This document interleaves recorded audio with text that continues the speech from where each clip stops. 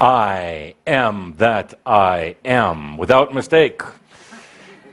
Adamus of sovereign domain. Fully integrated with Saint Germain now, after our gathering in Sedona, of all places. That's where I chose to do my integration. Speaking of which, what's the Machio meter showing today? How's the level of Machio in the room? High? Low? The Machio online.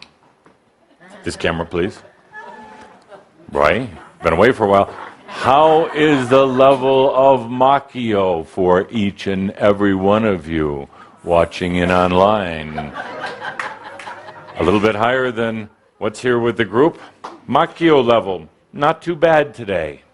Not too bad today. You're stripping it down, getting down to the clarity, down to the real message, down to you, Pete. And then Pete ceases to exist, thank God. Thank God, because the I am then exists. Sorry to pick on you, Pete, but you sit on the aisle all the time. So let's take a deep breath, Shambhara, as we begin this day, this message. Good consciousness in the room here and watching online as well. Larry, I'm doing fine as always. How are you doing? Don't Machio me here. Better. That's a good answer. Better. Excuse me a minute. Better. I believe there's a party going on. I believe that Shambhara are going to celebrate, and I believe that I'm not going to stick around for burgers, really. Burgers and brats. So, dear Shambhara, I'll stay a little while. So, dear Shambhara, the resonance that's coming from within you, within all of you, it's so simple, so clear.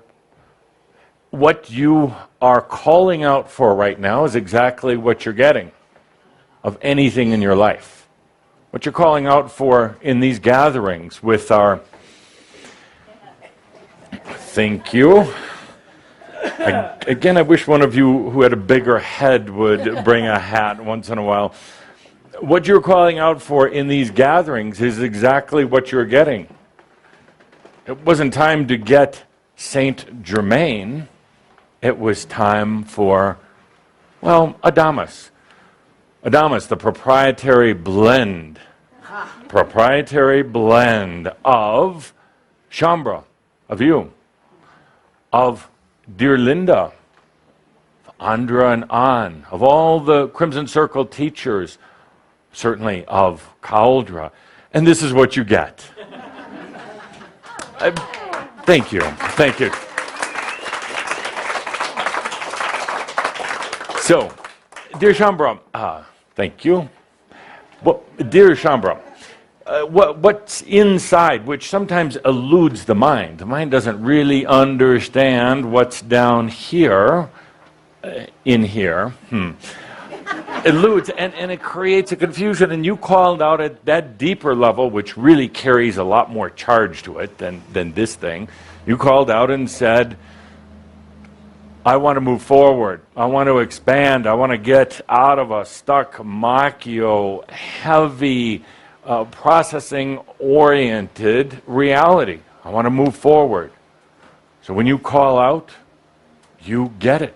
And you're becoming more clear now, all of you, about what you're calling for. You have to go through the exercise of writing a book. It wasn't so much about the book. It was a great opportunity for you, Master Todd, to strip away some of the old stuff. You stripped away many lifetimes of old identity, Machio, as you discovered, old truths, old cliches that just didn't apply in your life anymore. And you're so bold as to now share them with others. And that book will be left along the path of others who find it at the exact right time, at the right place. synchronistically in their life. As you call forth, and this is what we get here, this blend, this message, this different way of doing things, Edith, that some people may not resonate with. It doesn't matter. It doesn't matter. It's not better or worse. It's what you called out for. Therefore, we are that we are. Here we are. So,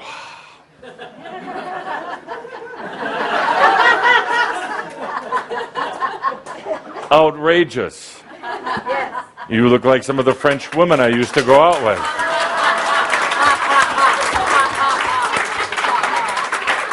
Or am I just noticing a slight resemblance to the horns on their heads? I don't know. But beautiful indeed. Beautiful. You can't punch the channeler. No, that was beautiful I whipped indeed. you with my torch. Let's talk about liberty, and thank you for getting dressed up. The few of you who have, thank you for getting out of the old roles and having some fun. So, what's in my book? Adamus Awards. What's not in your book? Nothing. Money. Ah, poor you. So let's talk about liberty for a little bit while we're on the subject, while this is so close. And I have to, before I launch into my dissertation, I have to remind you that history is one of the greatest fictions of all times. Mm-hmm. Where's that laugh button I heard about? I have to read the directions. This is really a low point. Let me repeat that. History is one of the greatest fiction tales of all times.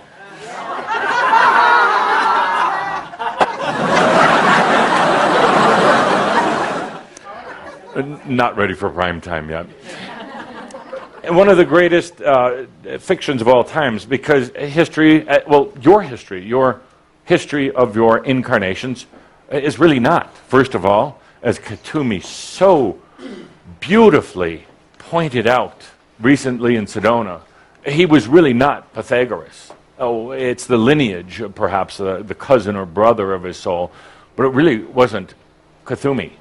And he wasn't Pythagoras or Balthazar or any of the others purported to be. That's linear. That's a linear progression of the spirit, and true spirit doesn't progress linearly. There's an association, you could say, with those aspects of the soul. Cousins. Familiarity, and indeed some bleed through because they came from the same soul source.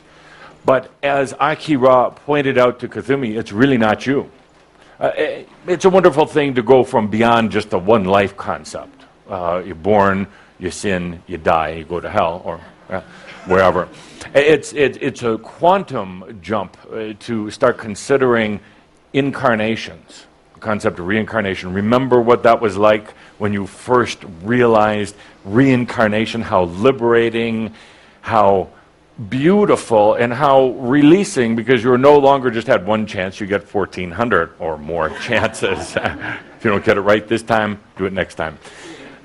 But in a way, as Kuthumi, or as Akira pointed out, Kuthumi was really not those incarnations. No need for him to carry that baggage with him.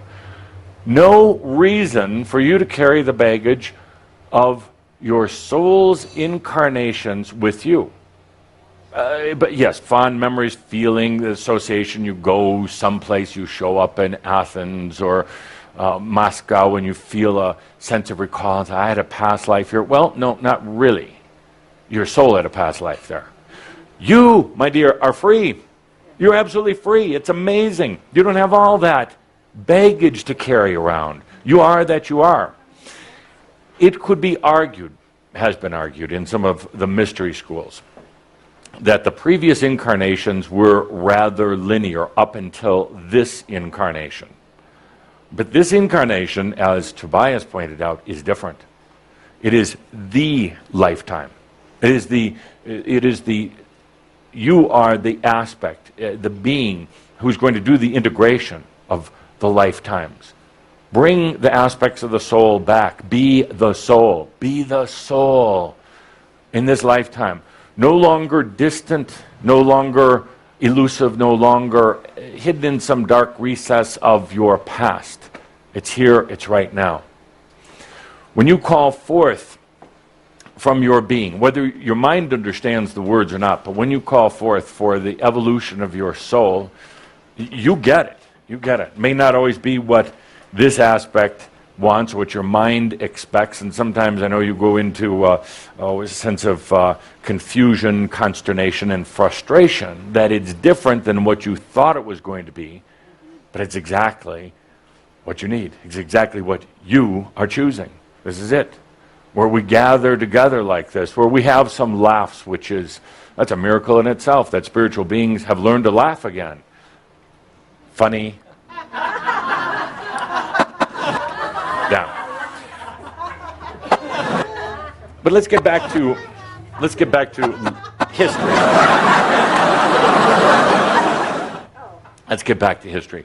History is the greatest tale because it doesn't contain all the elements. It's often written, as what you say, by the victors. It's written by the scholars.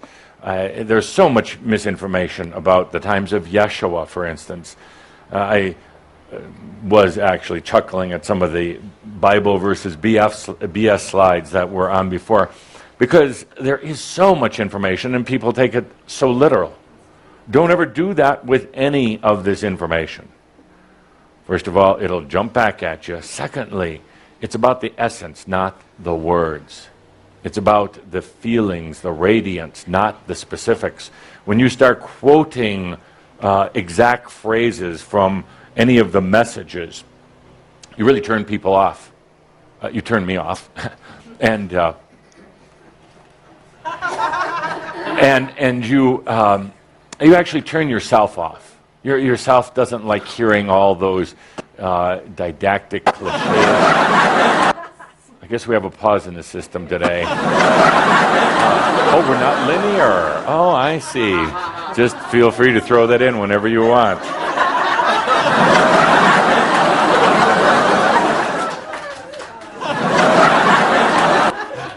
The history of this...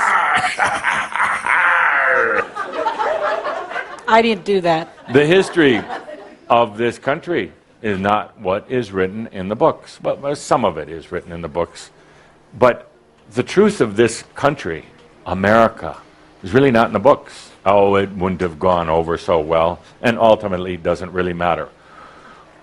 Since we're dressed for the occasion, since we're talking about liberty, and since it is your sacred weekend. Oh, and Americans treat it so sacredly. Okay. And now, we're going to take this away. Don't give it to him. Jeez. The fox watching the hen house. No. Let's take a quick, brief look at the history. Europe was in turmoil back in, well, for as long as I can remember, but Europe was in particular turmoil in and around the 16 and 1700s. A lot of battles and wars, small, very powerful families controlling a lot of people and their lives, and it couldn't endure anymore. Something had to change.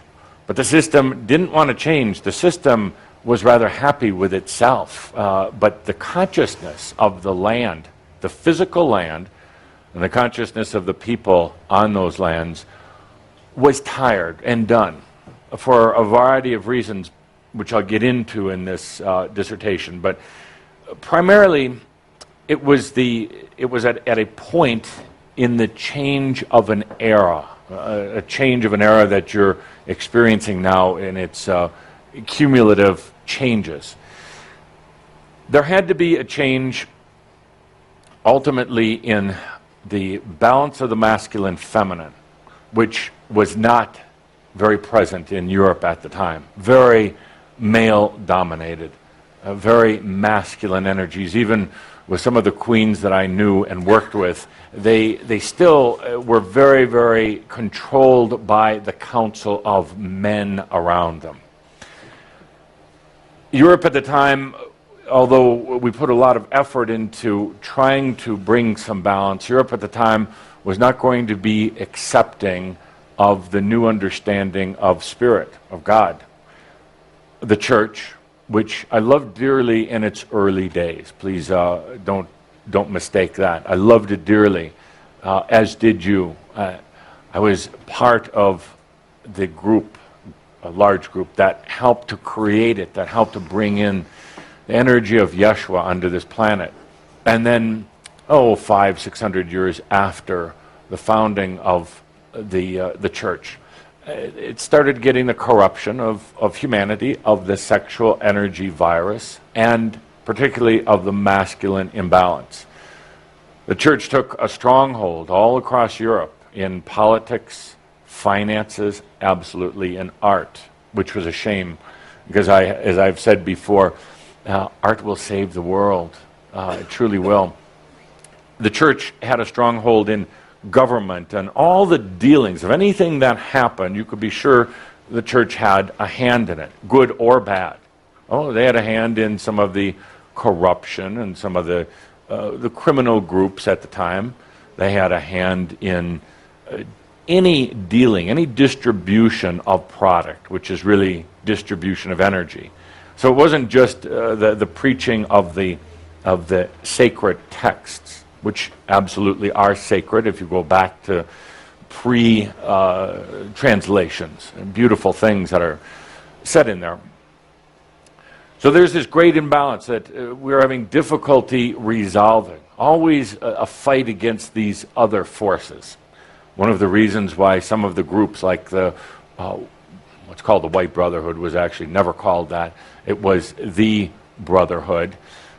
The Freemasons and the others were started so people really could study the mystics and be so that they could actually get a job outside the church, kind of like a free union at the time. I dealt extensively with the likes of Madame Pompadour, Maria Josepha in Germany, Margot of the French regions, and many, many other of the feminine or the female royalty. Many of them had actually secretly attended the mystery schools. Most of them incarnate in Europe at the time, late 1600s and throughout the 1700s, had incarnated into the royal families, the positions of power, specifically to try to help change the balance of all that was taking place in Europe. When they, and when you, when I, and the others working on it realized that it probably wasn't going to happen, that it was more difficult to clear out the old house and to rebuild it, the House of Europe, we realized that there was a new land, a free land, that had been actually set up, preserved for a long, long, long time, called America. Doesn't matter who discovered it, Norway, but the point of it is that, they'll fight about that for eternity. The point is that we realized it would be easier to set up a new land, a free land, what was called the New Atlantis. It was easier to bring some of these feminine energies over here. And some of the women and others, women I just mentioned, were integral to setting up this country. Now, the history books talk about the signers of the Declaration of the Independence and the Constitution, and you know a lot of men's names. They came in later. They also, a good number of them, understood what was happening. They understood that it was these women of Europe, wives of the kings and the princes and the barons and the counts, that were helping to create this. America would become a beacon. It would attract people ultimately from all around the world. The only way this country could have worked out was to have people from all the lands of Europe, and from Africa, and from Asia, and eventually what you now call South America. And it would be indigenous, and it would be ones who had been on Earth for a long time, and the new ones. They call it the melting pot, but it had to have that balance. Had to have the balance of feminine energy here. And it had to be tolerant, even of religious organizations. Had to be tolerant of the church. And you'd think that we'd say, no, keep the church out, because they're the ones who were causing so many problems in Europe with masculine imbalance and what we call the sexual energy virus. So this grand country was set up. And there were many who came here before the Mayflower. They weren't written about. There are many who came here to energetically prepare this land. Some of you may have recollections because your soul might have had an incarnation present at that time. Very similar to when the angelic beings came to earth before it was ever populated with any living thing. Angelic beings came here and seeded. So it was that groups actually came to America long before the history books talk about, and seeded. They talked to the indigenous, the First Nations people, what you call the Indians, about creating this new Atlantis here. The indigenous ones totally understood. It was part of their lineage and part of their history that they passed down from generations to generations. Someday, this great land would house people from all over the world, people of high consciousness, people of understanding of what's going into the new era of humanity. And the original dealings with the indigenous ones were favorable and fair, equitable, and truthful. Unfortunately, later on, it turned out that some of the indigenous didn't really want to give it up as they had agreed to. The Anasazis, let's talk about them. They understood that at some point this land would house people from all around the world, looking to set up the land of liberty. They left all at once. Poof. Now you could say, well, it was a disease. Doesn't matter. You could say it was a mothership. Probably not. You could, no matter what you say, no matter what history says, it doesn't really matter, but they understood. And many of them incarnated back into what you call the early settlers in this land. This land was infused with the feminine and the masculine energy in a very healthy balance of both. It was set up on the principles of liberty, freedom for each and every person. Yes, I know you can argue that it took hundreds of years to get there, to get the vote for women. Didn't matter, because women really were the influence, or I should say the goddess, the feminine, was the underlying influence in this country. So people came here, and this was set up with a large quantity of freedom. And we've talked about freedom in some of our other messages before. Do humans really want freedom? It's questionable. But at the time of the founding of the country, yes, they did. So, dear Shaumbra, this country was designed as a beacon to radiate out to all the other lands, all throughout Europe, throughout Africa, Asia, all throughout the world, what this freedom could be. It was known early on that this country would have an abundance of resources, money, what you would call power, but it's really just the ability to attract energy to serve you. And it was known that this country would be strong in terms of going through some of the darkest times on earth, with some of the world wars and some of the other events, that this country would remain strong. It would remain the light for some of the darkest areas of humanity. It would remain strong, even when there were beings from outside places, outer dimensions, trying to interfere.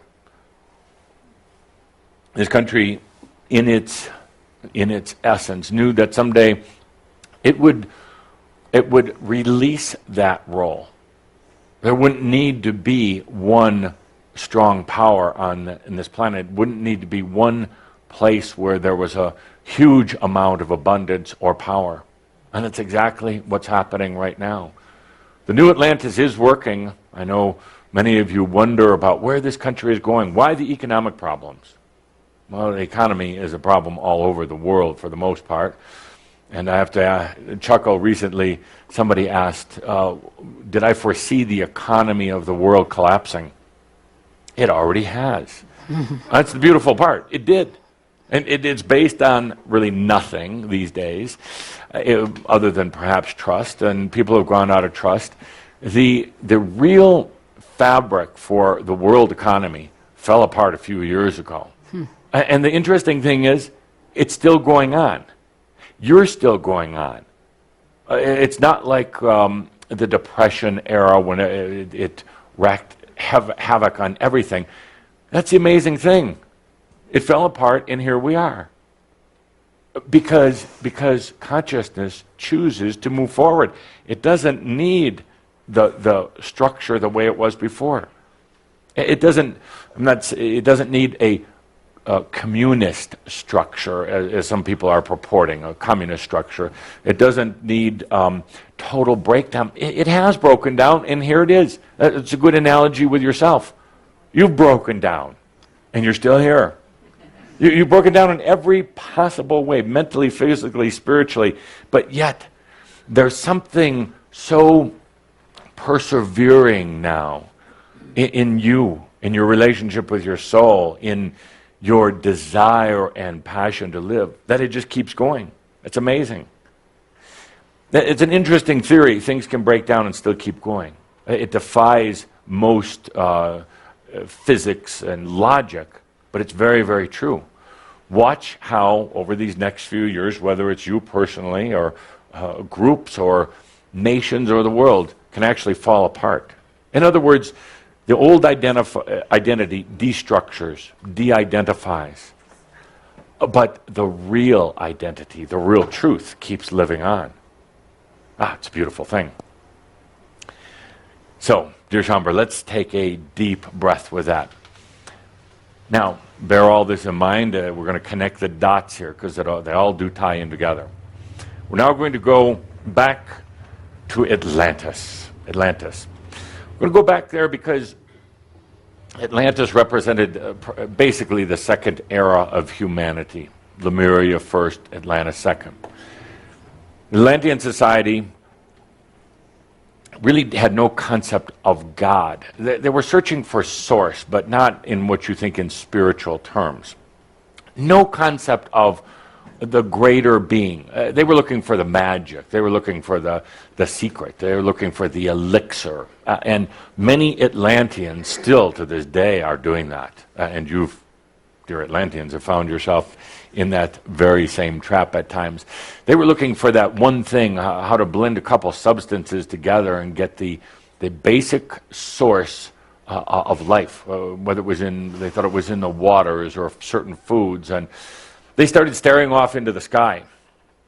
You started staring off into the sky saying, it's got to be out there because we haven't found it here. It's got to be out there somewhere in this magic sky, the stars at night. And they began to do actually a lot of interesting things. The original astronomy and astrologies came out of Atlantis. But as they were doing all this star searching, again, looking for source, and it was time, it was the evolution of that era, things started unwinding. Things started breaking down in Atlantis. Now, you could say that, well, it was caused by Azira Tamu and the wars and the sexual energy imbalance. Those things came in response, just like things coming to you in response. Those things came in response to the call from consciousness, the call from within for the next evolution, the next spiral, the next grand step. The step that said, there's got to be something more. It's about time to integrate, work with, and be that something. What is it? Well, Atlantis fell.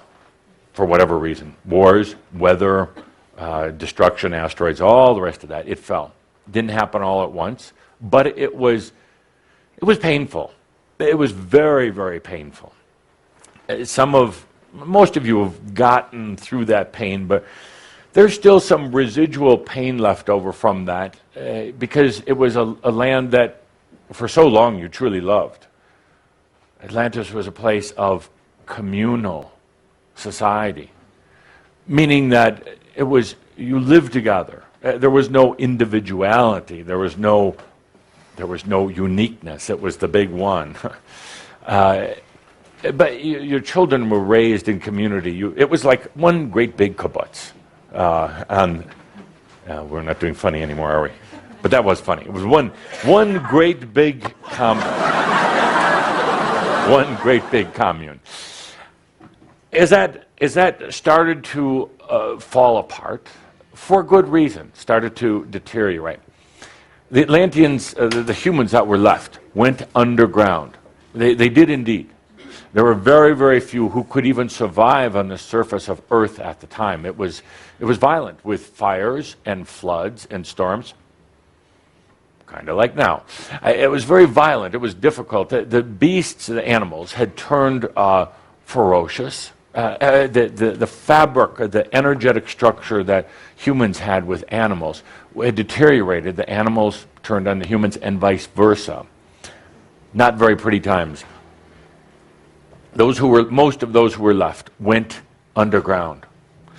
Now, there's an interesting metaphor there. Underground, sure, you thought it was to hide. Some of you thought it was to be closer to the crystal source, which were the energies in the crystals that kept society rolling. You have electricity with little wires running all over. Quite beautiful. That was sarcasm. Ha ha ha. The Atlanteans used the crystals, so they went underground. They were used to going underground at time to time anyway, because this is where energy came from for them. They went underground. But the metaphor, the symbolism, is very, very important here. Because it was an evolution of an era. I've been looking off into the stars for the answer. It was time to get real, to get down into the ground, to get connected with Gaia. One of the problems with Lemuria is the spirit in a physical body was so light and airy and couldn't hold itself here, couldn't get grounded. And that carried over even into Atlantis. Now, by going underground, it really bonded that connection with Gaia. It was tens of thousands of years that humans lived mostly underground. And when the time was right, they began emerging. Ergo, the pyramids. That was the way of coming up. It was a type of protection and a housing. It was also a type of energetic focal point. The pyramids, my dear friends, for the most part, not all, but most, were built from underground up. History says, well, no, they had to take a bunch of rocks and pull them for thousands or hundreds or thousands of miles, rocks that were too big for even groups of men to handle. They built them from the underground up. There was still enough energy resources in the crystal structures in the ground, plus just the natural energy sources underground, thermal sources, heat sources, pressure sources. It wasn't all that difficult to build them from the ground up. And interesting revelations, now they're finding more and more pyramids buried deep below the ground. Well, that's not just desert dust that was covering them up. A lot of them, they're finding that they're going to find that they were built from underground up. There were amazing tunnel systems running through these. What else did you have to do? Those 10,000, 20,000 years of time underground, build more tunnels, connect. There were grand rivers underground that carried goods from one spot to another. Plants, you say, well, but it's dark down there. No, it wasn't, because there was still enough crystalline energy, still is some, that it provided a beautiful illumination, a steady illumination, actually quite frankly more beautiful than the sun. It was a radiance. The sun has some very harsh lighting and harsh energetic effects. These crystal structures were beautiful. And they also, the Atlanteans knew how to use these to generate anything they wanted. It was their energy source. They could grow food. They could do healing with some of these. Not a lot of crystalline energy left in there other than one great big crystal in the center of this earth. It's not molten lava down there. There's a huge crystal in the center of the earth. Still there. That's a good thing. That's what allows you to be here. So, to the point, these crystalline energy, the energies in the crystals began to leave a long time ago, and all that appropriate because humans called for it. It wasn't because you were bad and these energies didn't like you and they left. It was appropriate. It was transition because ultimately, dear David, dear Penny, and Edith, my dear Edith, a kiss today. Mwah. Because ultimately, it's about realizing that it's here, or the nothingness is attracting it here. The I am is attracting it. So, next step, humans start emerging from underground.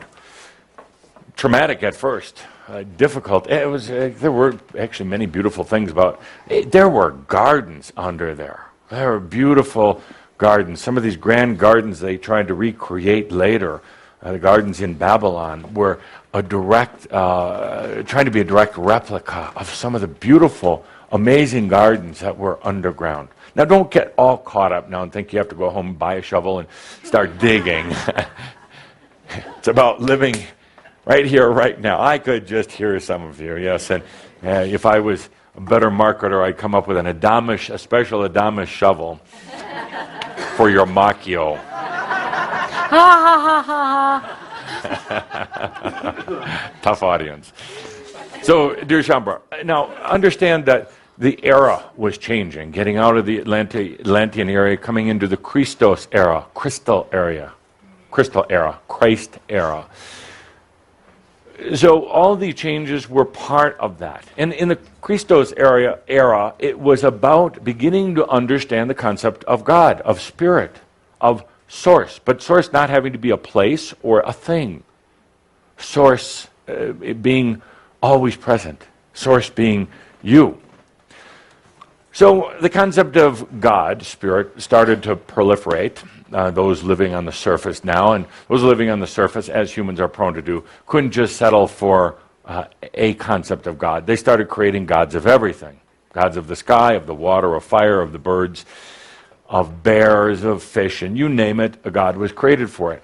There are still some religions on this earth that worship over 100,000 gods. Now, there is not a human here capable of worshiping and appeasing all those gods. Because, gods are fickle and they need a lot of worship. There's just not time enough in the day for all 100,000, and they're not really happy when you try to do them all at once. It's not very honoring. I can't believe how funny I am today, and you're not. So humans started So humans started developing these many, many gods, worshiping a lot of them. And in a way, they were correct. Because there is a bird consciousness. There is a tree consciousness. There's an ant consciousness. You take any of the species, and there is kind of a group or collective consciousness that you can tap into. But it's not a god, so to speak, and it doesn't need to be worshipped. Fire is an energy brought into manifest by consciousness. It's an energy that responds to consciousness. All energy responds and manifests in a variety of different ways. So finally, a wonderful Atlantean, great Atlantean, been quite a leader and known to many of you in your Atlantean days, by the name of Abraham, came around and said, let's knock out all these gods and let's come down to one God. His concept was very clear, and he was actually quite right. I said, let's understand this concept of the original concept. I guess you could say it was pantheism, and it was about one God. There's just a source, And that was fine until many, many, many years later, humans started to mess with that one. Because Abraham, which, by the way, most of the major religions of the world are derived from, Islam, Judaism, Christianity. Abram had the concept that it was one God, and this God was a living God, a real God. And the God was of all things. Man distorted that later on and started putting it as a God somewhere else, and that wasn't meant to be. The churches started saying, no, one God absolutely makes it easier on all of us. But that God is somewhere else. God is off in heaven and not here. That really kind of threw the change of this era out of balance in a way. Another way, it provided some good experiences for humans. But to this day, God has remained out there. Can't be so anymore. Cannot be so anymore. Because as this new era, which we call the new energy era, is evolving, is taking shape. You can't have a God that's someplace else. You've got to bring that God home. You've got to bring that God here. And that's exactly what's happening on your planet right now. If you want to clear aside all the clutter, all the philosophical, political, and economic discussions, you can really get it down to one basic thing. The evolution of this era is about the I am God, a God that's present right here, not living off somewhere else, God that's manifest and walking on earth. This is not just a religious or spiritual trend. Matter of fact, let's remove that from the journals of spiritual or religious. It's a consciousness trend that's taking place. It has nothing to do with religions. Religions don't like it.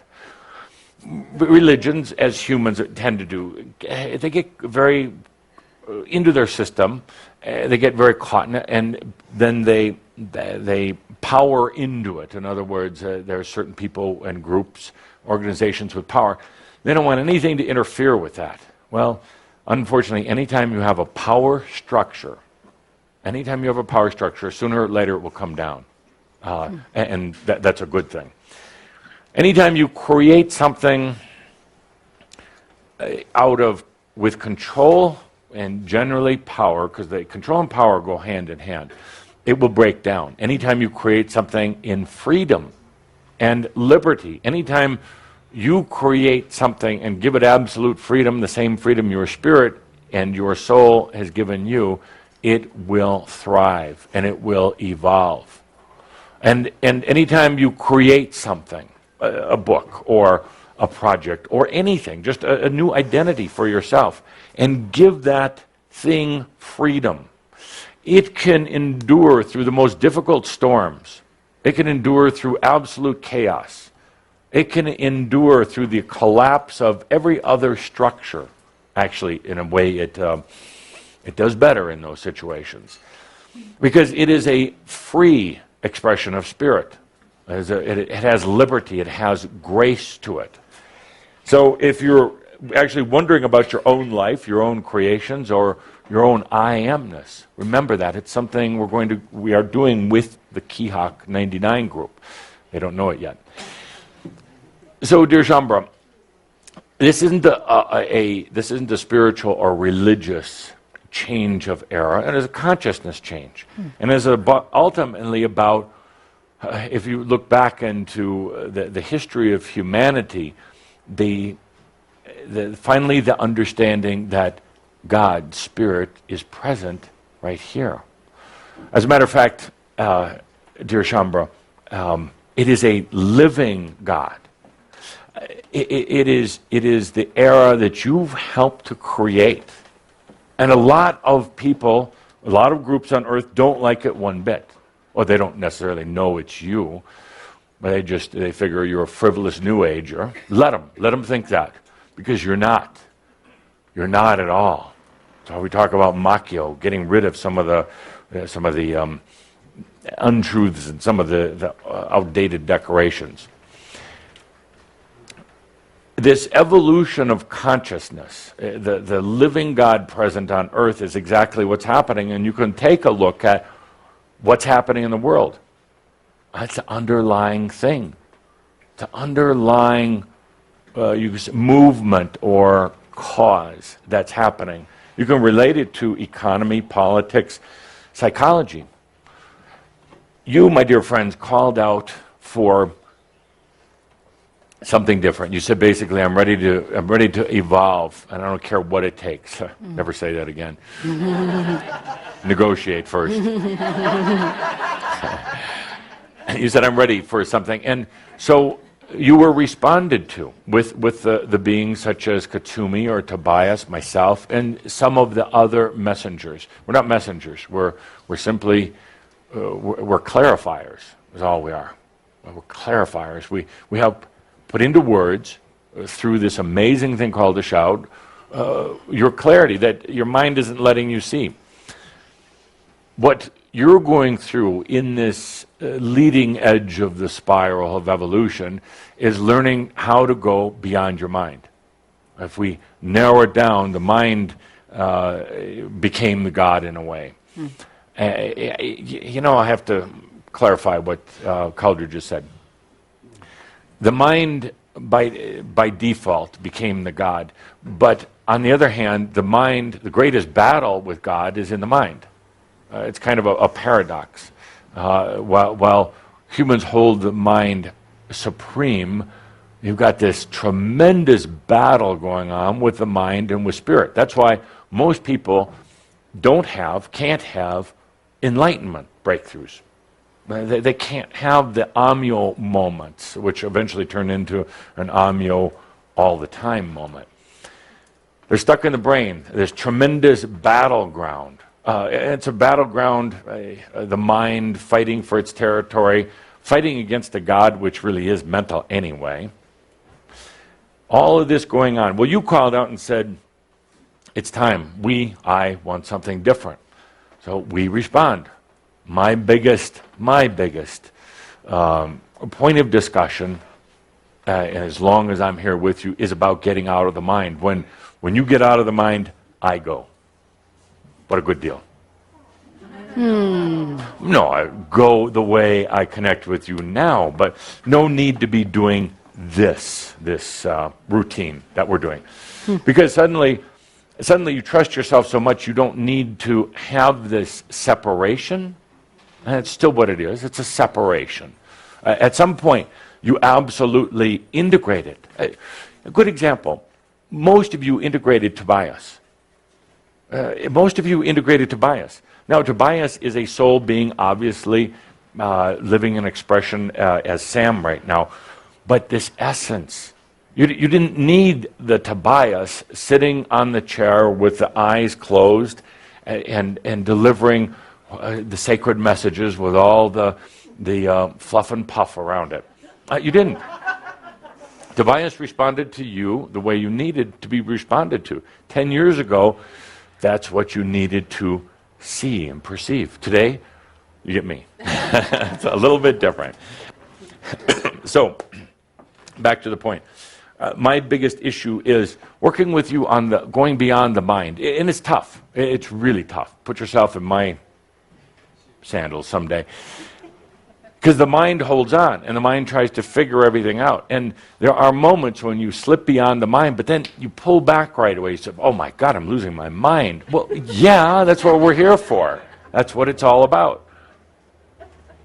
Some of you are so afraid to go beyond the mind because you don't know what's out there. You don't know what's in that darkness beyond the mind. And you've been hypnotized, my dear. Oh, they've been hypnotized, haven't they? Oh. Not so much you, but humans have been hypnotized that if you don't fill yourself with a machio of God and religion and Jesus and all these other things, if you're not constantly filled with that, well, then you're an empty vessel for Satan. I didn't say the word, you did. Satan.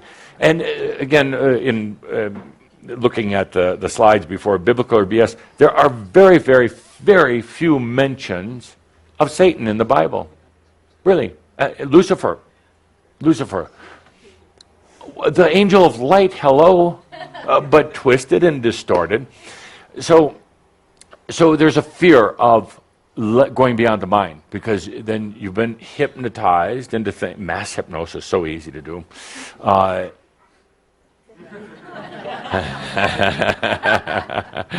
So easy to do. Because the mind, the mind is like it's fertilizer for the hypnosis. The mind is fertile ground, ready. Oh, it so much wants to be hypnotized. You know why? Because it can't stand itself. It really can't, at least the way it's developed. So it makes itself vulnerable to hypnosis, so it doesn't have to deal with itself. It's very susceptible to hypnosis. Was that funny? No. So they thought it was, I didn't. So going beyond the mind, what happens? What's out in that darkness, that abyss, that nothingness? The mind cannot contemplate it. That's the problem. The mind cannot even begin to contemplate. So it draws a blank and it says, there's nothing out there. It's the non-existence. It's the end. It's the termination, death, or worse yet, just going into nothingness. No, beyond the mind is experience, potential, choice, living. That's what's beyond the mind. So my job, what I was called for, is to help you get out of the mind. I do it with a lot of class and finesse, but I do it with this, what some of you have called the antics. Why? Why the antics? Well, first of all, if I just sat here with Calder's eyes closed and just delivered a sermon, you'd all be dead asleep. And I want you so present. Why? Why? Because, and I would like to see T-shirts, hats, bumper stickers on this.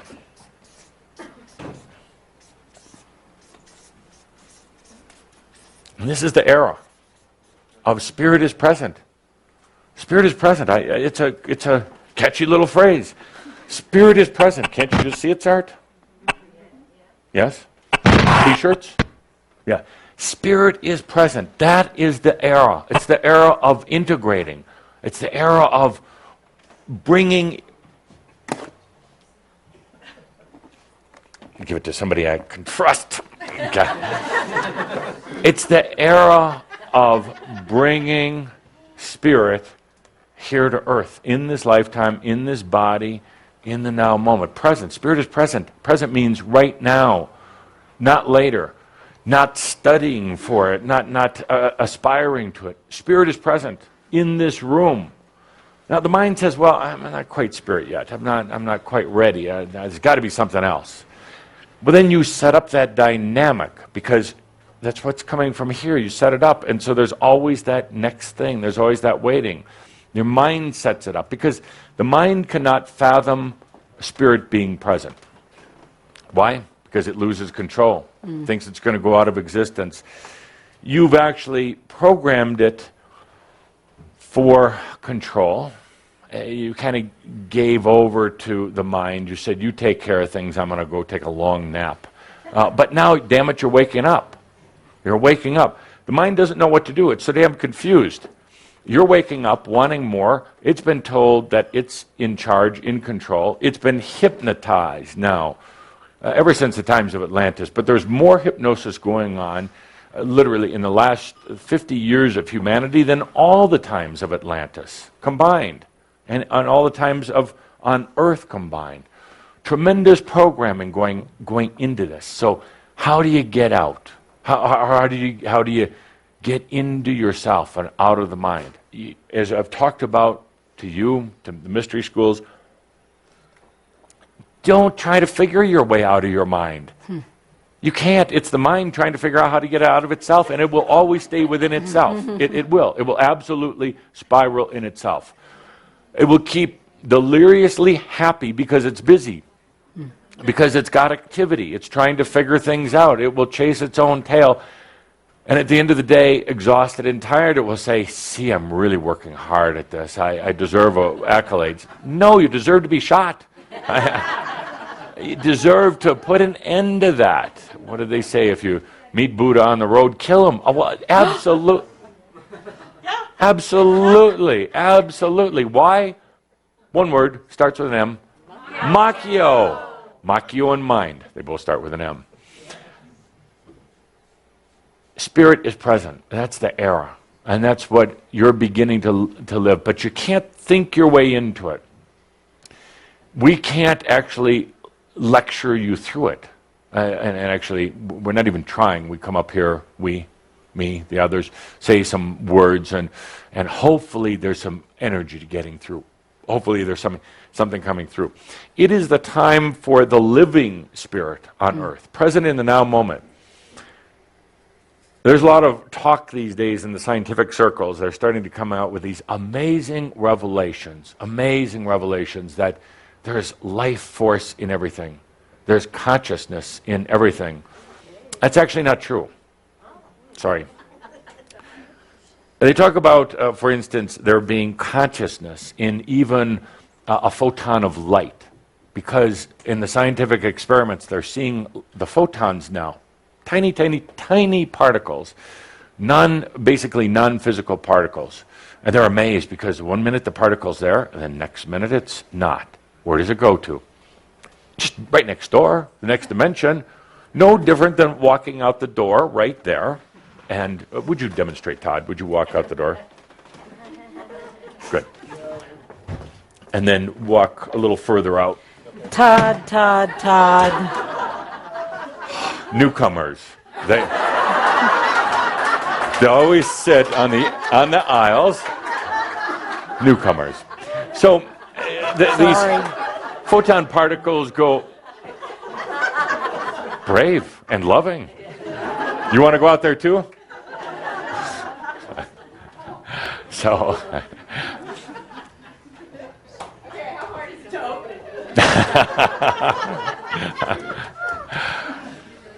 see, distraction. We talked about that last month. A little distraction, then it can come in easier. And yeah, so thank you. Thank you.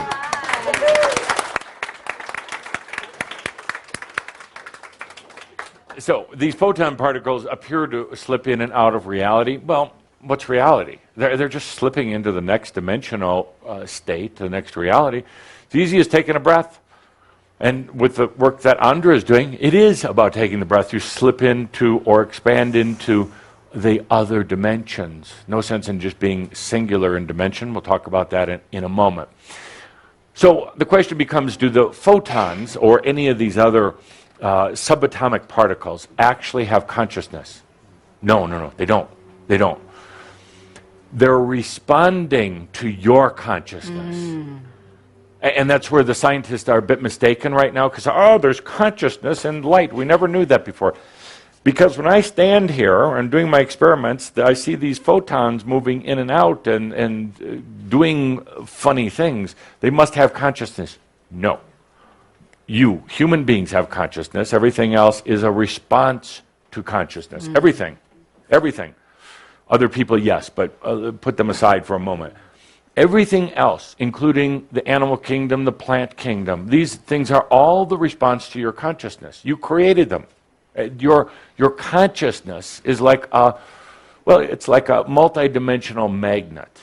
It's attracting and repelling. It's solidifying. It's deconstructing. All the time this is going on. It's coming from right in there. Is that worthy of applause?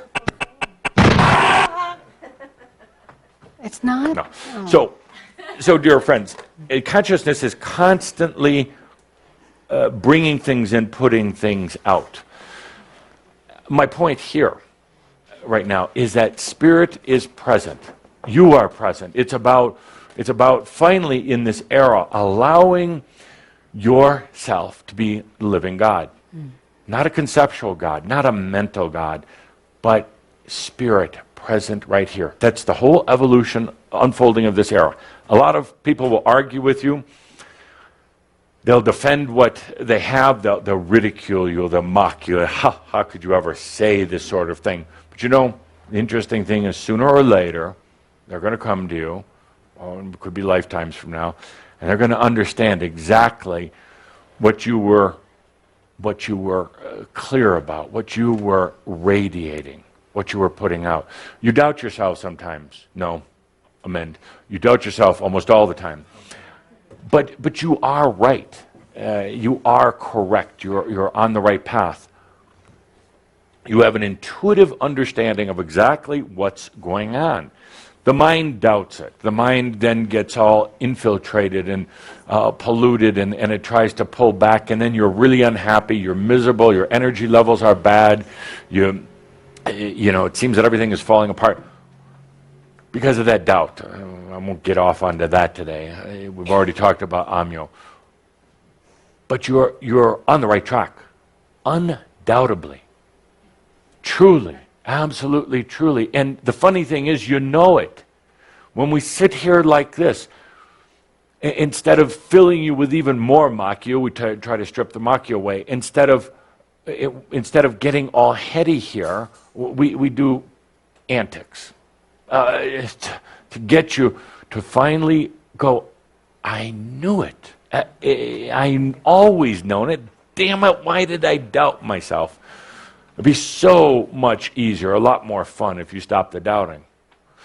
What's keeping you from absolute enjoyment from Spirit is present?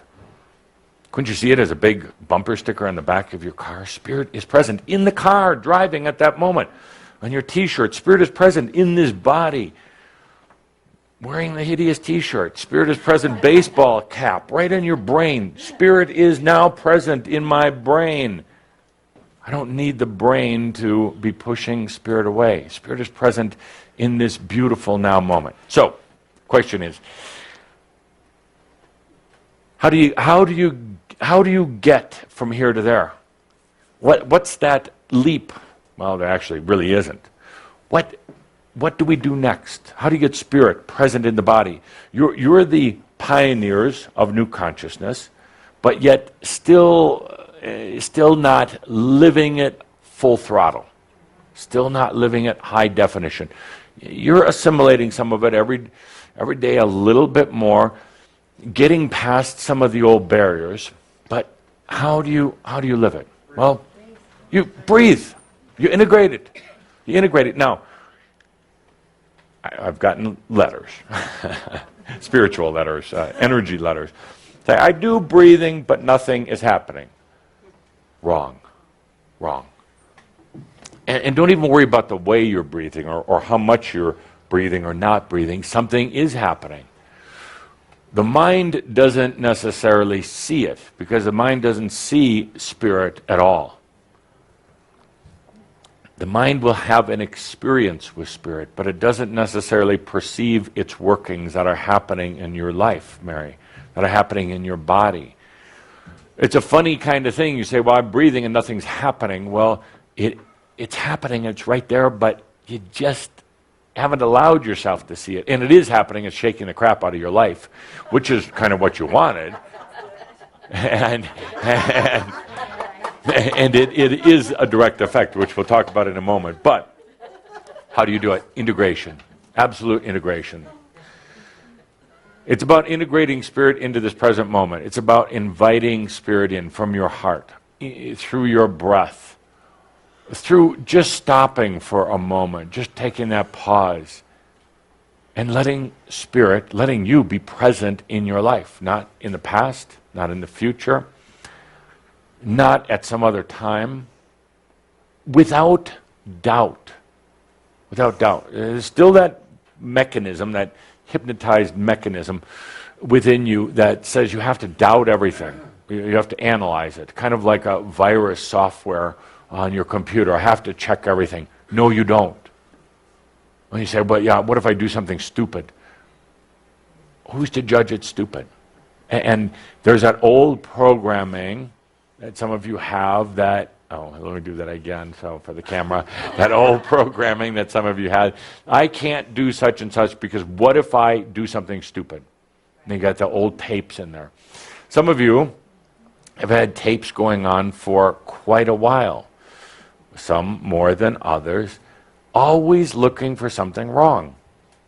We talked about it at the alchemy school in Sedona. Constant scan. Constant, it's a hypnosis. I have to believe that there's something wrong. So your brain is constantly scanning. Every time you fart, you worry that there's something wrong. No, it's natural. Excuse me? What was that? Was that not a human word? Every time you have a release of gas, you worry. See, that didn't sound as well. Yes, flatulence, gas pass, I always call it.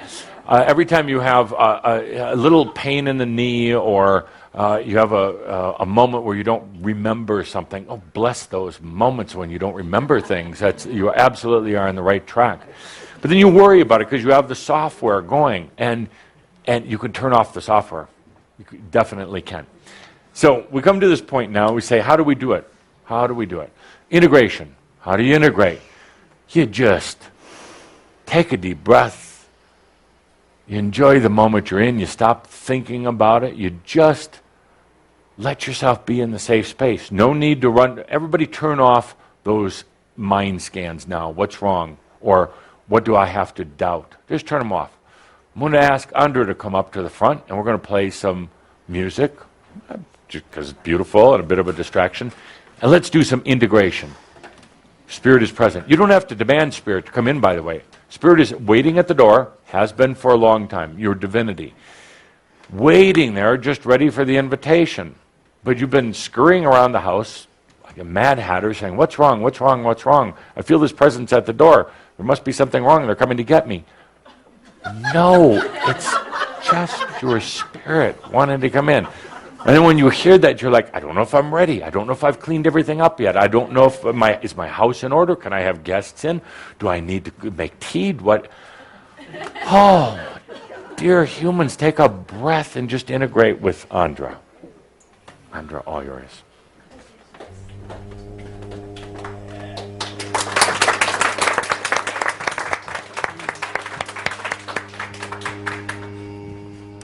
This moment is yours. It's your creation. Are you willing to receive? I invite you now, as you feel your body relaxing, allow this, allow. Just feel this. Notice how the music can take you down, down, deeper, deeper, down. This music was breathed into creation in the King's chamber. You have a grand chamber within you.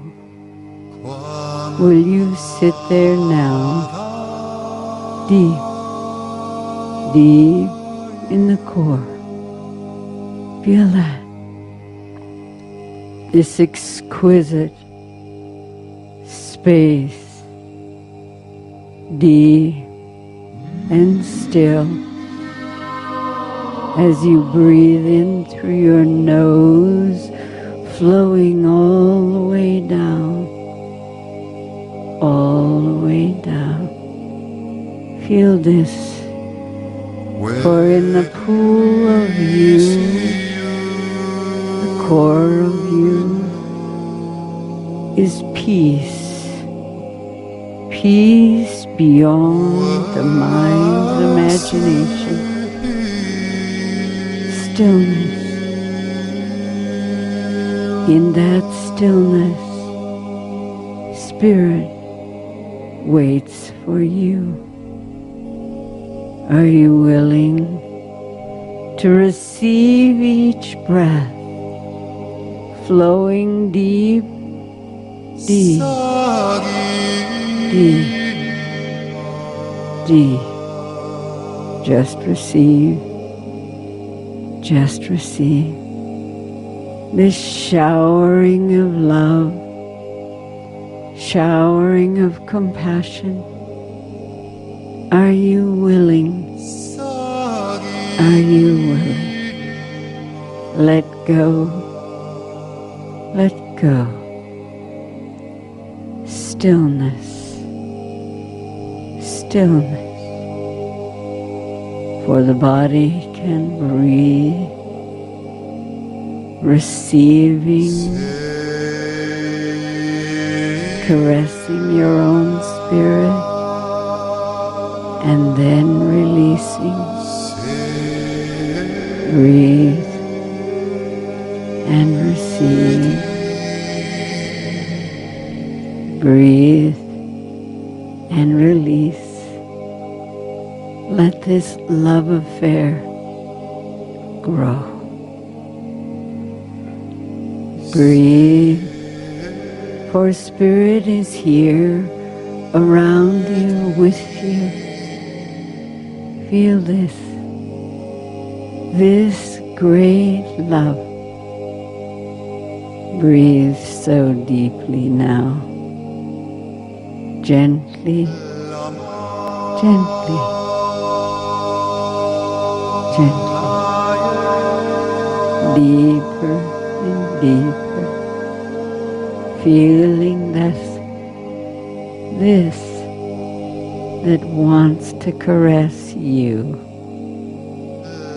Breathing in,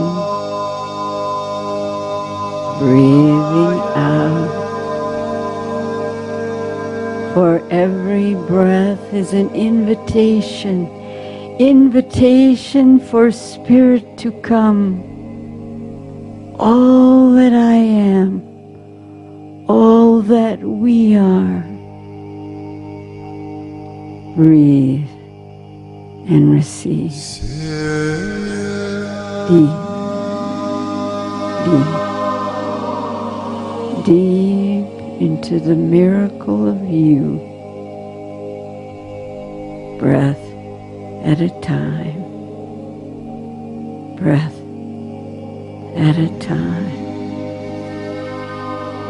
Become a flowing vibration, a living essence, human and spirit, so blended, so exquisite. Are you breathing me, dear Spirit? Am I breathing you? Deep, deep I sit in the core of me, for together we breathe every breath, the fragrance of us. Are you willing to receive the fragrance of this divine creation? You and this essence of you. Yes. Yes.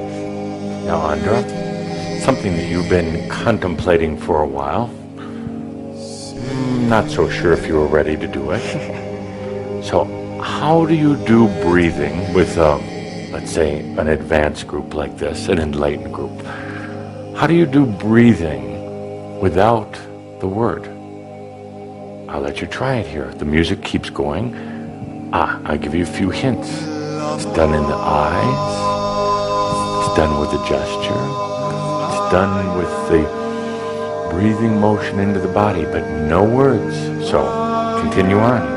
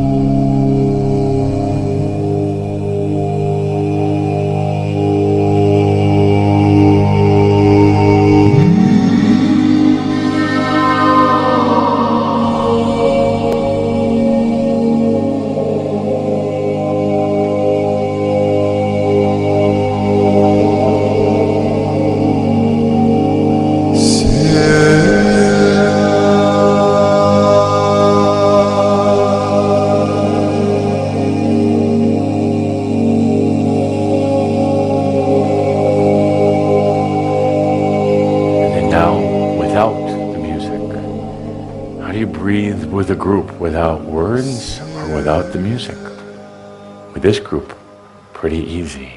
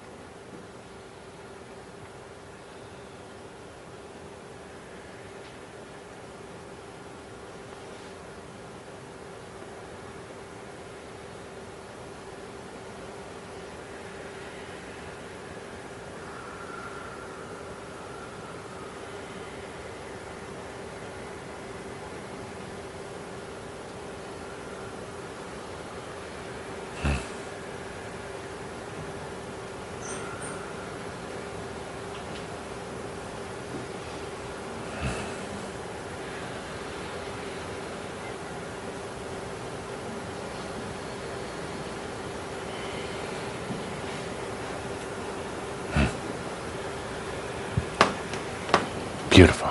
Magic moment. Thank you.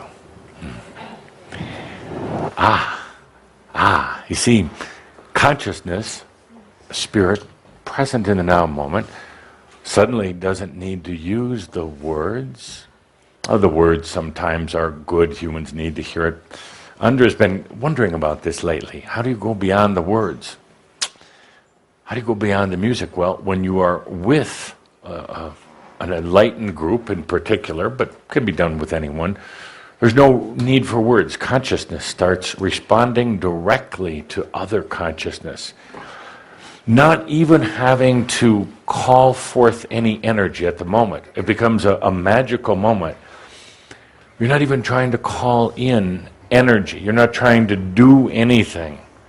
Energy stays at bay temporarily, honoring and respecting the breath, the consciousness to consciousness. An amazing thing. Suddenly, Andra was breathing with you, you were breathing with her. Not a word needed to be said. There didn't have to be any energy or antics or anything. No music. That's a beautiful thing. That's that spirit present, where you don't need all the commotion, where you strip it down, where you get into clarity. Thank you, my dear. Deep breath. Breakthrough. Next, clarity. Clarity. I talked about it before, and I'm going to ask you, what is your message? What's your message? What are you sending out there? What's going out there? Paul, what message are you transmitting, radiating, conveying? It's all okay. It's all okay. Is it? Good. Good. That I believe, actually. It's important right now to be clear about what you're putting out there because, as I said at the beginning of this session, take a look at what you're getting. Take a look at what you're getting. It's not just some mistake. You're getting exactly what you're putting out there. But what you're putting out there doesn't come through your mouth and your words. Matter of fact, most of human words are really meaningless. When I listen to people talk and say things, they're not saying anything. It's just this mental cycling, this spinning around, filling space, thinking that if they put some Makyo out there, not even just spiritual stuff, but any stuff, if they just express it, they're doing a good job at just putting words out. So I ask you, what are you putting out there? What are you expressing? What's coming from here? Not here, but what's coming from here? Start listening to your own words and then shut up. Stop talking. There's so much chatter going on, and you know what most of the chatter is besides Makyo? It's stories. You know what stories are? The past. Stories require processing. Stories steal energy. Old stories, victim stories. There's a lot of that going on, not necessarily from you, but from most humans. A lot of stuff going on. Without the clarity of really understanding what message you're putting out there, you kind of go into a default mode, and you're getting what you deserve, and it's not much. You don't deserve much, and you're not getting much. That would have been funny, but because the mind is chattering away, even when you're not talking, there's mind chatter going on. There's very unclear, and one of the things that we try to do in the mystery schools is to get some clarity. It's not always easy. But to get down to the basics, and a lot of times we try to get down to the basics, and people are still in their Makyo, and they come back with Makyo BS phrases, thinking that I'm going to give them an Adamus Award, and then they don't get one. But, dear Shaumbra, you should get one today, just for your costume. Frederick, yes, yeah. Yes. So, most of the time you're really not even clear, and when you think about it, it gets even more unclear. But this is what you're radiating out there, and this is what draws things back to your life. So what are you putting out there, Bonnie? I'd like it to be light. No, not what you'd like it to be. What are you putting out? And we'll need the microphone. We're going to pick on Bonnie for a moment. Norma has it. So what are you putting out there? Not what you'd like, but what are you transmitting right now? Let's say I'm just an entity and I don't understand human words at all. They don't make any sense to me. I'm from some far-off planet. What are you transmitting energetically? What are you transmitting through your consciousness? Okay, if it's not light, it's brightness. That's what you're transmitting right now. That's what I would be feeling if I was some alien, never been to Earth, and couldn't see you, couldn't hear you. I'm just feeling your essence. It's brightness. And everything in your life is bright. I like it, yeah. Sorry, but it is. It is. And if you can't get naked here, where else can you get naked? What a lot of Really? people... Do you want the answer to that? And this isn't, Bonnie, this isn't you particularly, but a lot of people are putting out fear. It's constantly being transmitted. Fear and conflict. Fear and barriers. Doubts and lack of self-worth. Now, your mind might be thinking, yes, but I went to university and I got a PhD and I've got a great job and family. They hate you. But so your mind is diluting what you're really putting out, not you, but what humans tend to put out is this type of fear or insecurity. And that's on a good day. Most of the time, they're just putting out kind of a babble. It's just this garble that goes out. Energetic garble. Because their consciousness is garbled up. They have no idea what they're putting out there. So they're just putting out garble. It's like a constant signal going out, meaningless, but it's occupying time and space, and it's taking up, it's diverting energy. It doesn't take up, but it's diverting energy. So, what are you really putting out? Bonnie, I can see yours all over the place. I can feel it all over the place. You want me to tell you? Yes. Desire. Desire. You have such loving desire. You have such grand desire, and you would call it light desire. But it's desire you're putting out there. I'm sorry, but a neediness, and you're not the only one. The room is filled with them. But an incompletion, a lack of... it's a desire to have something more out of life. You told me that we could do this. You asked me. You almost paid me off to pick on you today. Sorry. I don't take bribes unless they're really big. So the desire. So you're watching. You can get mad at me. You can close your eyes, do whatever you want. But you're watching the hour and minute hand of your life ticking away, and you're saying, I came here with a purpose, damn it. And I've invested a lot of time, a lot of money into finding that purpose. And where is it now? when does it come around? Do I have to be on the deathbed before I finally get it? So, Bonnie, you're putting out desire. You're putting out desire. And if you understand that, you're aware of what that is, you can, without getting mental, you can actually transmute that into fulfillment. You can actually have this spirit present in your life right now. It doesn't have to be a incomplete romantic relationship with spirit, a distant relationship. It can be right here, right now. So you can give the microphone back, or you throw it at me. What are you putting out there, Carrie? You knew I was walking this way, and you said, Adamus, please come over and talk to me. You said, just show up at my doorstep. So here I am, darling. Where are we going with this? I probably insecurity. Insecurity. Yeah. Yeah. Let me feel. I would say that's not the primary thing. The primary thing is you don't trust yourself. You got this dynamic power, and you're afraid to unleash it. You're afraid it's going to destroy all Earth and humanity and your friends and everybody else. So you hold back and you give yourself a lot of things. So a lot of reasons, other reasons, but what you're really radiating out there is I'm going to contain myself. I'm going to hold myself in. So therefore, you contain yourself. That's exactly what you get back. Nothing, because you're held within. So what would happen if you just let it out? Like how? Like, it doesn't matter. I don't care. Any way you want.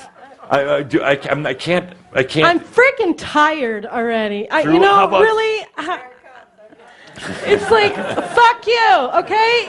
Fuck you. I'm sick of hearing this shit. I don't want to hold back, but it's like once I get Why are everything you? else done, I don't know.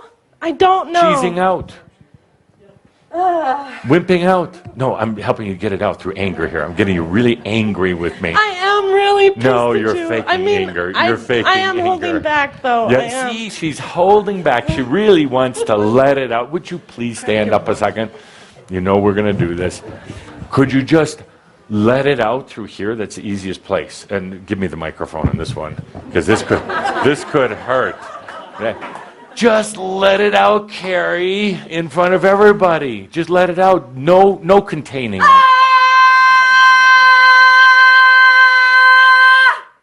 Kind of wimpy, yeah. Oh, you're too easy, dear friends. That was not that good. That was, come on, up here, all the way up.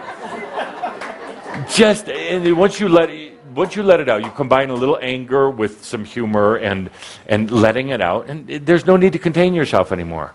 So let it out. I mean, that wasn't big. That felt really big.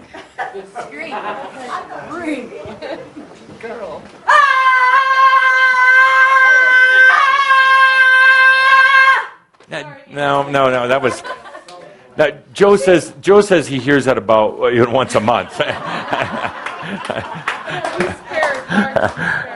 So let's really do it. Do you want me to do it with you?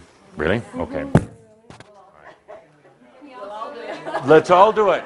Absolutely. On 3. 1, 2, 3.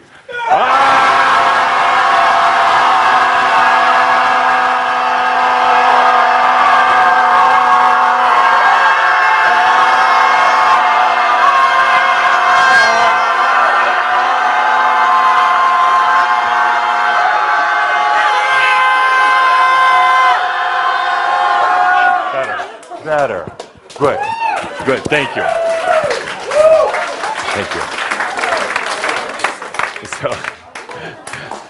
So, dear friends, thank you. See, you instead of being up here with it like you tend to get, just you let it out, you scream it out, and particularly with you're trying to contain everything. You're trying to. That's the essence of what you're putting out there, and that's exactly what you get back. Hold back. Matter of fact, not so long ago, you said, my life is like a big holdback. Everything is just, in this waiting, just not developing state. Let it out. So, dear Shaumbra, what are you putting out? What's in there? Not what's up here. What's that clarity? Now, you can really boil it down to one or two words, and you know what it is. Now, if you try to approach it through your mind, trying to think your way through it, it's not going to happen. You just ask yourself, the I am, what is it? Let it go. The answer will come to you. Your answer will come to you. What is it? Are you putting out fear, hold back, desire? Any of these very simple concepts. What are you putting out? It's important right now, and I'll agitate you as much as I need to. It's important to start getting clear about what's going out there. Because it's not just going out there, it's going in here. It's happening within you. That same message of containment that's going out, or desire that's going out, is also happening all in your body of consciousness right now. It's hearing that. It's hearing that. And that's the message. It doesn't get these little mind messages. It doesn't hear, your body of consciousness does not hear your words. Ever. It gets the feeling from in here. So what are you putting out there for yourself? Once you start getting really clear about it and understanding that you actually can choose it, it doesn't have to happen by default, and it just doesn't have to be this babble being transmitted out there. You start getting very energy efficient. You're consuming tremendous amounts of energy right now with sometimes unexplainable tasks and energies being diverted here and there. It's like a hugely congested highway, but without any real flow to it. Cars going in every direction, roads that just end suddenly, roads that all converge at the same point at the same time. That's what it's kind of like. It's a energetic mess. As you start getting really, really, really, really clear, as you start shaving it down, like Todd was talking about with the book, taking out the Makyo, what is it that you're really putting out there? And it's not about being hard on yourself or judging yourself. It's being aware of yourself. Because this few single words that you could boil it down to is exactly what every part of you is hearing. That's exactly what's kept spirit from not being present. That's exactly what's detracted spirit or held spirit at a distance. Because part of you is conveying, I'm not ready, I'm not ready, I'm not ready, I'm not ready. That's like hypnosis. Every part of you then responds accordingly and starts to believe it. You end up with that very limited life, unfulfilling, and a life that you want to get beyond right now. There's a message in all this. As you get into that clarity, what am I really transmitting? You can change it. You can change it, not through up here, but through here.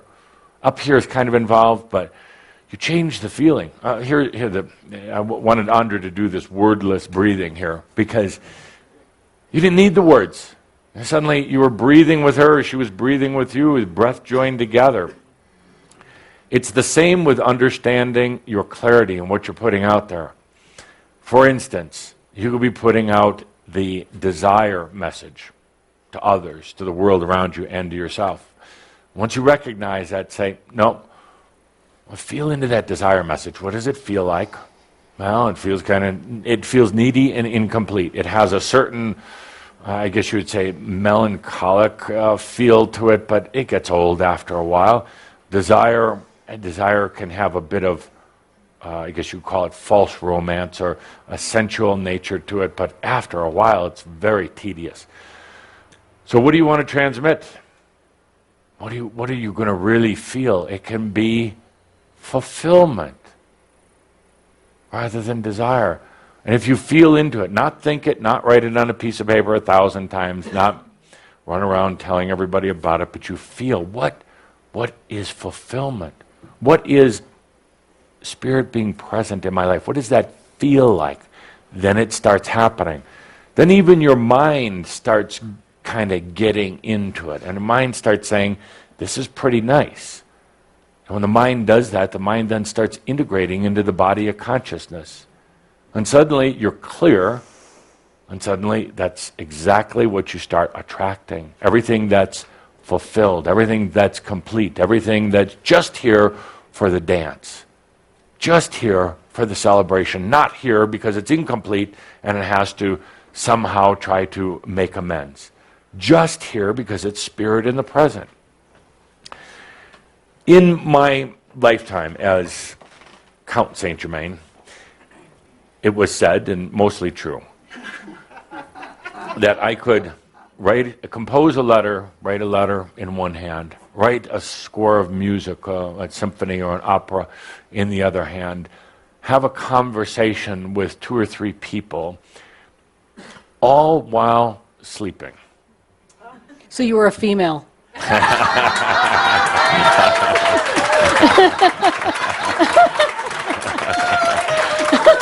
You didn't let me finish.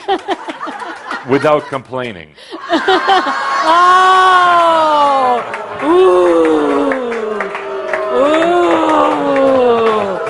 You don't have a boo button. There's no boo on that button. Ooh! What I meant to say, all while absolutely enjoying every moment of my life. And it was partly true, mostly true.